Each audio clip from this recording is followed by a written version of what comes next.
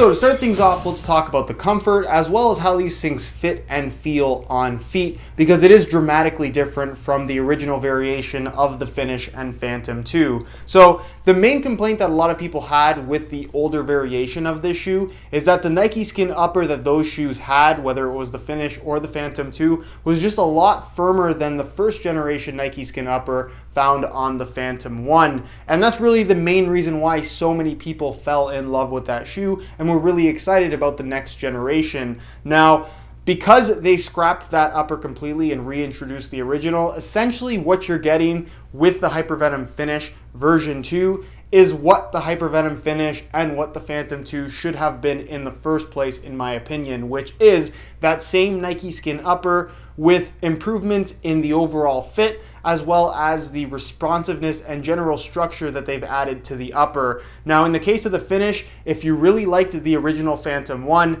the Finish is kind of the unofficial Phantom 2, if you will. It has the same low cut, obviously, the introduction of Flywire, a slightly thicker microfiber liner, and the new one-piece design that is fairly similar to what you're going to find on the Vapor 10. Whereas the Phantom 2, which has the mid-cut collar, obviously that does change up the way the shoe fits and feels in the heel area, and it does have the Flyknit running through the middle. It's going to feel pretty similar to the Finish, but again, the difference is in the way the shoe fits in the heel area. One isn't better than the other. It really comes down to personal preference. For me personally, I prefer the low-cut shoes from Nike, but that's just me. Your preferences may be different. Performance-wise, one isn't better than the other. Like I said, they just fit a little bit different. Comfort-wise, though, really impressed with the new version 2 Hypervenom Phinish. The material, it is a little bit firmer out of the box than what we got from the original Hypervenom Phantom 1, not because it's a different variation of Nike skin, but because of the liner on the inside being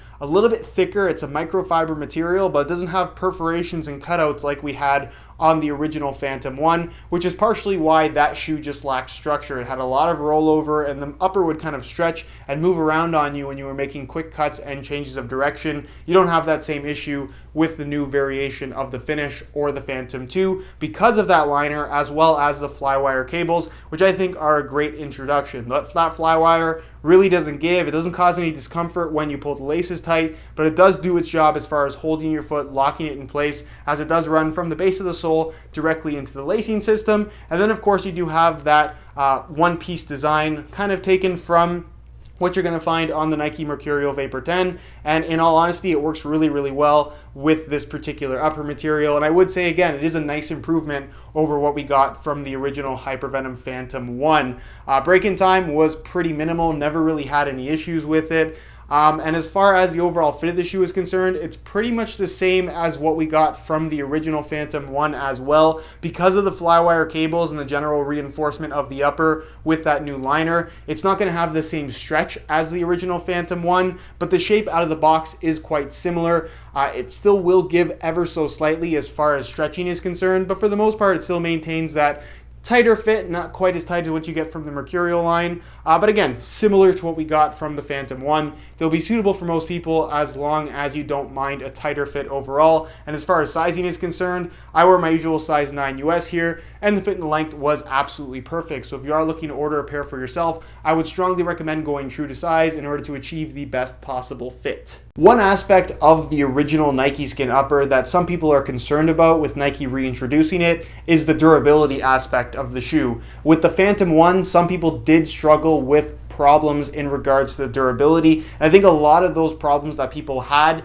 were due to the lack of structure to the upper. It was really soft, it had that nice flexible sensation on your foot, but as soon as you started making more intense movements, and especially over time, the upper would kind of overstretch and eventually separate from the upper. In the case of the new reintroduced Nike Skin variations, the Phinish as well as the Phantom 2, because of the reinforcements internally, because of the Flywire cables, that does up the structural integrity of the upper pretty significantly. So in regards to, like I said, the shoe overstretching, that's not something that you should really have to worry about, given that you get the proper size. And as far as the bond between the sole plate and the upper is concerned, there is a little bit of extra reinforcement material running the forefoot and toe box area exactly where the upper meets the sole plate. That does seem to, again, kind of beef up that area of the shoe, the high wear zone on the shoe. And based on my testing so far, I've got about 20 hours on this particular pair of finishes. I haven't had any problems with them. So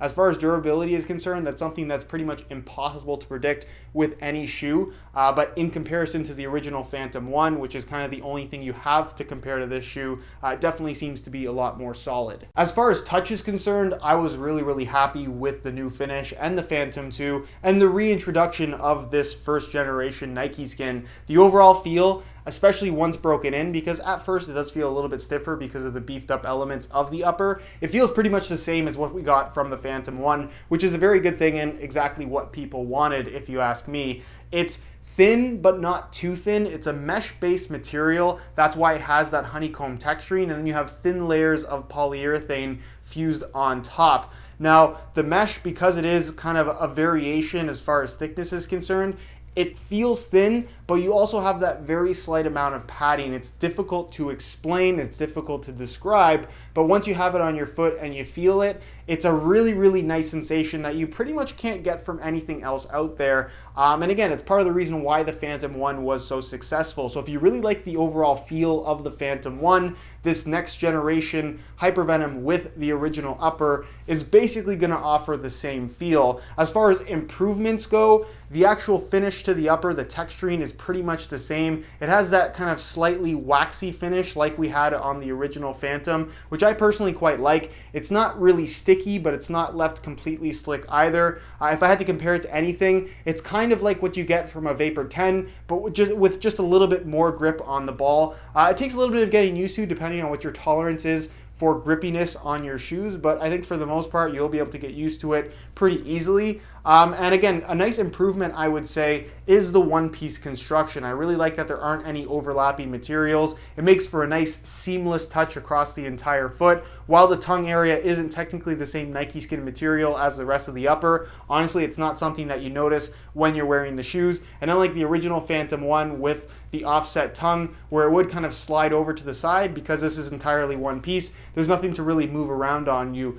So it's nice and thin. That's the touch that it provides. Striking the ball is very, very good. It's thin as you would expect, but with just that slight amount of padding to kind of take the edge off. And like I mentioned, you get that little bit of extra grip with the texturing on the surface as well. So overall, as far as touch is concerned, if you like the Phantom 1, there's a lot to like with the Finish or the Phantom 2, now featuring the Phantom 1 upper. When it comes to weight, despite the design differences between the version 2 Hypervenom Finish and the original Hypervenom Phantom 1, the weight is actually identical. In a size 9 US, both shoes weigh in at 6.9 ounces, which is very, very light. If you opt for the Phantom 2 variation with the original Nike Skin upper, that's going to weigh in at about 7.6 ounces, so a little bit of extra weight because of the mid-cut design. But whichever one you go for, they are nice and light. With the Finish, like I said, being ever so slightly lighter, it fits really well. It's a lot more responsive and your foot's more locked in. So in comparison to the original Phantom, especially an original pair of Phantoms that's well broken in